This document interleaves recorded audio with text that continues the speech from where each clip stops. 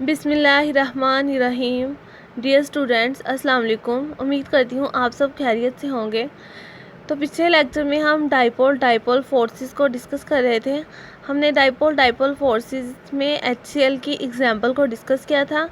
आज हम थोड़ा सा इसे देखते हैं, फिर हम चलेंगे अगली टाइप पे, इंटरमॉलिक्यूलर फोर्सेस की अगली टाइप पे। तो डाइपोल फोर्सेस की हम डेफिनेशन देखते हैं कि electrostatic force which are developed when a negative end of one polar molecule attracts the positive end of other molecule are called dipole forces. Mean to say dipole forces वो electrostatic forces हैं जो develop होती हैं जब एक molecule का positive and attract करता है किसी दूसरे मॉलिक्यूल के नेगेटिव एंड को। जैसा कि हमने कल वाले लेक्चर में पढ़ा था कि जो HCl मॉलिक्यूल है, इसमें इलेक्ट्रोनेगेटिविटी के डिफरेंस की वजह से हाइड्रोजन और क्लोरीन के दरमियान जो इलेक्ट्रोनेगेटिविटी का डिफरेंस है, उनके डिफरेंस की वजह से इसमें जो क्लोरीन है उस पर पार्शियल पॉजिटिव चार्ज आ जाता है और जो हाइड्रोजन है उस पर पार्शियल नेगेटिव चार्ज आ जाता है। तो इस तरह एक डाइपोल क्रिएट हो जाता है। उस डाइपोल के क्रिएट होने की वजह से एक मॉलिक्यूल का जो डाइपोल है उसका जो पॉजिटिव एंड है वो दूसरे मॉलिक्यूल के डाइपोल के नेगेटिव एंड को अट्रैक्ट करता है। तो इस तरह इलेक्ट्रोस्टैटिक फोर्स डेवलप हो जाती हैं जिन्हें हम डाइपोल फोर्सेस कहते हैं। तो डाइपोल फोर्सेस जो है वो स्ट्रोंगर होंगी जब इलेक्ट्रोनेगेटिविटी का डिफरेंस जो है वो ज़्यादा होगा।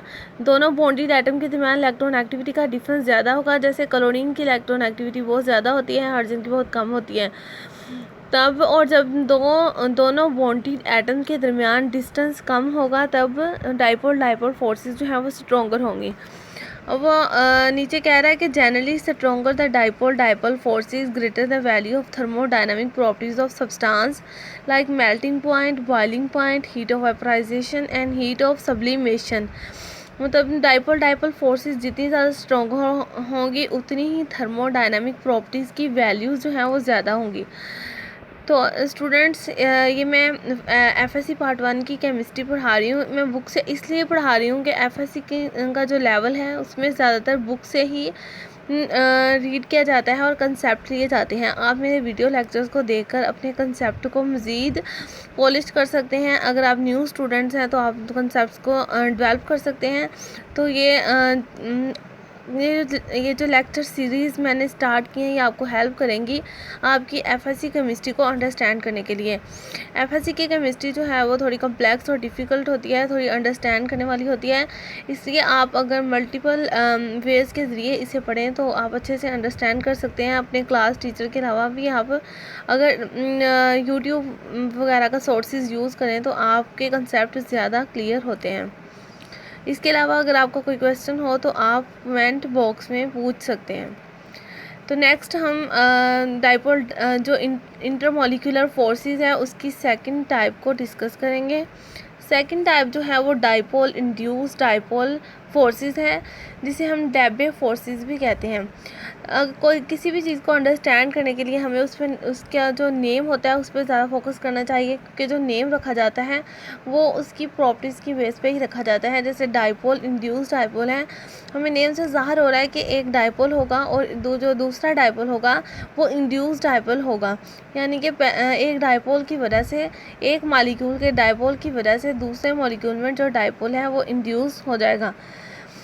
तो यहाँ पर ये जो डाइपोल इंड्यूस डाइपोल फोर्सेस या फिर डेबे फोर्सेस हैं, इनकी पहले डेफिनेशन देखते हैं। ये electrostatic force of attraction between permanent dipole of one molecule and induced dipole of another molecule. कि इलेक्ट्रोस्टैटिक फोर्स ऑफ अट्रैक्शन होती हैं between permanent dipole of one molecule and induced dipole of another molecule. जो पीछे हमने type करी है वो electrostatic force of attraction थी between positive end of one dipole and negative end of the other dipole. लेकिन ये electrostatic force of attraction है between permanent dipole of one molecule and induced dipole of other molecule.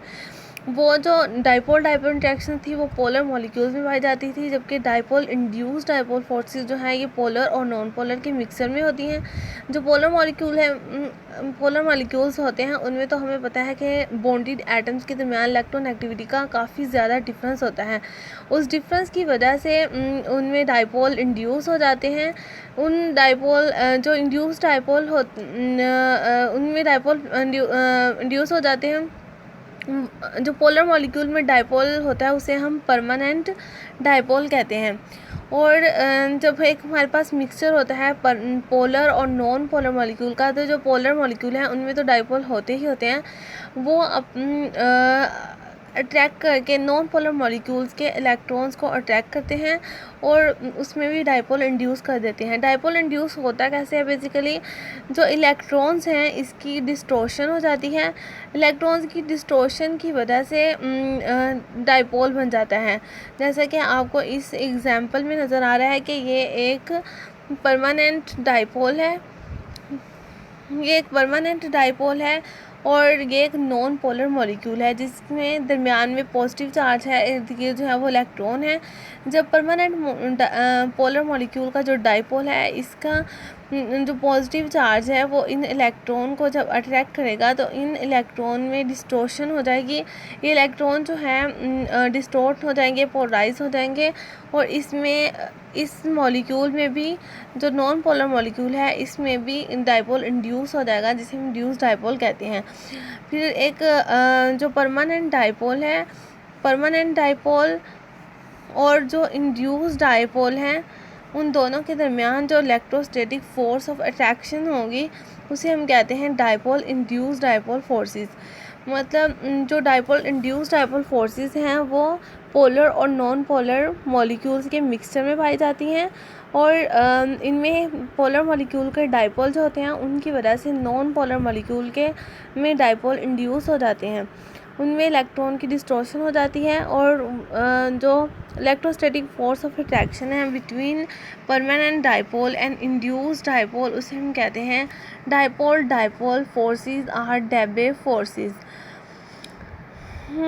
Dipole these are present in mixture of polar and non polar molecules। ये polar और non polar molecules की mixture में present होते हैं। In this mixture positive end of polar molecule attract mobile electron of non polar molecules. जो positive and होता है polar molecule का वो अट्रैक्ट करता है नॉन पोलर मॉलिक्यूल के मोबाइल इलेक्ट्रॉन्स को। उन इलेक्ट्रॉन्स में डिस्टॉर्शन हो जाती है और उसमें एक डाइपोल इंड्यूस हो जाता है। फिर जो दस dipole is induced in non polar molecule. Force of attraction between polar molecule and induced molecule is called the dipole induced dipole force or Debye force। तो नेक्स्ट जो हमारे पास टाइप है वो है इंटरस्टेनियस डाइपोल और इंड्यूस्ड डाइपोल फोर्सेस, जिन्हें हम London dispersion forces भी कहते हैं। ये फोर्सेस जो हैं ये लंडन डिस्पर्शन फोर्सेस भी कहलाती हैं। इन फोर्सेस को एक जर्मन फिजिस्ट जिसका नाम रिट्स लंडन था 1930 में उसने इन फोर्सेस को एक्सप्लेन किया था। जो पीछे हमने डाइपोल फोर्सेस पढ़ी हैं वो पोलर मॉलिक्यूल्स में पाई जाती थी। जो डाइपोल इंड्यूस्ड डाइपोल फोर्सेस थी वो पोलर और नॉन पोलर के मिक्सचर में पाई जाती थी। और ये जो इंटरस्टेनियस डाइपोल और डाइपोल फोर्सेस हैं ये नॉन पोलर मॉलिक्यूल्स में ही पाई जाती हैं। For example like helium, hydrogen, nitrogen और नोबल गैसेस ये सब नॉन पोलर होती हैं। इनमें जो force of attraction attractive forces जो पाई जाती हैं वो इंटरस्टेनियस डाइपोल इंड्यूस्ड डाइपोल फोर्सेस होती हैं। ये जो साइंटिस्ट था रिट्स लंडन, इसने ऑब्जर्व किया कि जो हीलियम गैस है उसे हम लिक्विड में कन्वर्ट कर सकते हैं, जिसका मतलब है कि इसमें किसी किस्म की फोर्स ऑफ अट्रैक्शन पाई जाती है। हमें पता है कि जो लिक्विड है उसमें फोर्स ऑफ अट्रैक्शन जो है वो स्ट्रॉन्गर होती है दैन गैसेस, इसलिए वो लिक्विड फॉर्म में एग्जिस्ट करता है। तो ये फोर्सेस जो है ये नॉन पोलर मॉलिक्यूल्स में पाई जाती हैं। जो पोलर मॉलिक्यूल है उनमें जो अट्रैक्टिव फोर्सेस होती हैं वो डाइपोल की फॉर्मेशन की वजह से होती हैं, लेकिन नॉन पोलर मॉलिक्यूल्स में डाइपोल्स प्रेजेंट नहीं होते अंडर नॉर्मल कंडीशंस। अब ये जो डाइपोल ये जो इंस्टेंटेनियस डाइपोल और इंड्यूस्ड डाइपोल फोर्सेस है ये कैसे डेवलप होती हैं, हम इनका मैकेनिज़्म देख लेते हैं। ये पिक्चर जो है इसमें होता क्या है, जो हीलियम एक नॉन पोलर मॉलिक्यूल हीलियम को अगर हम कंसीडर करें, जब हीलियम के दो मॉलिक्यूल एक दूसरे के करीब आते हैं तो वो एक दूसरे को रिपेल करते हैं, लेकिन उनमें टेम्परेरी डाइपोल जो है वो पैदा हो जाता है। उसमें जो इलेक्ट्रॉन जब एक दूसरे के करीब आते हैं तो दोनों के जो इलेक्ट्रॉन डेंसिटी है वो